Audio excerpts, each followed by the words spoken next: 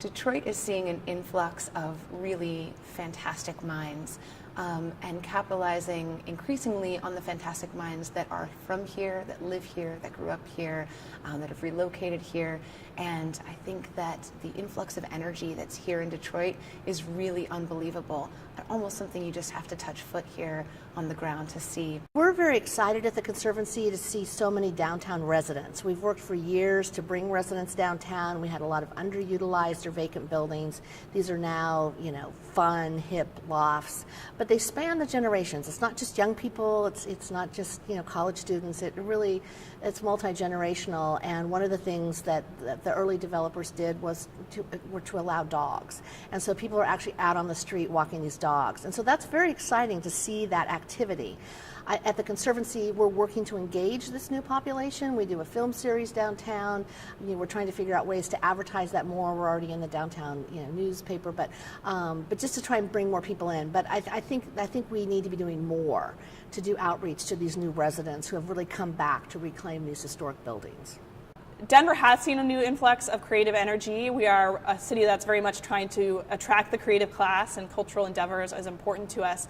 So there have been a lot of new people, but for the most part, it has been complementary to our work. There's been a lot of revitalization, especially in former industrial areas.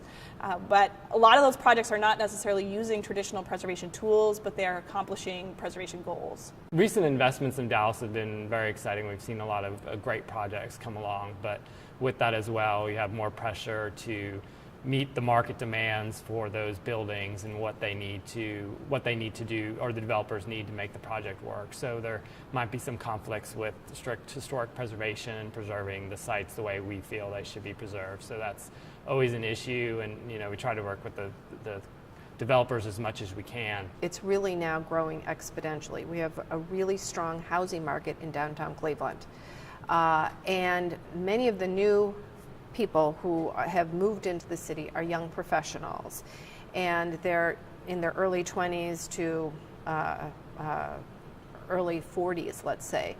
The city is hoping actually to build a downtown school, which I think would be fantastic. That would keep some of these young professionals in the center of the city. But what I like about it is that they are more engaged through social media with the civic life, and they're very interested in what the city looks like. We're seeing new energy come into Salt Lake City in the form of younger people and diverse communities really wanting to save great buildings and create great places. And they're looking at historic preservation not in really the traditional model, but as a way to bring other people like Utah Heritage Foundation into the process. And if we can help bring tools to them that will be effective, or incentives, they definitely want to engage with organizations like us. Seattle's a city that's fortunate in that it's attracting new investment and has been on the upturn side of things for quite a while, and that's starting to emerge again. So our problems in preservation have to do more with scrape-offs and removal of historic lower-rise building for high-rise dense buildings. Everyone wants to be more dense. It's greener to be dense and build around transportation centers, but we're losing a lot of sort of middle buildings that create the character of Seattle. And we're a low-rise city in many ways.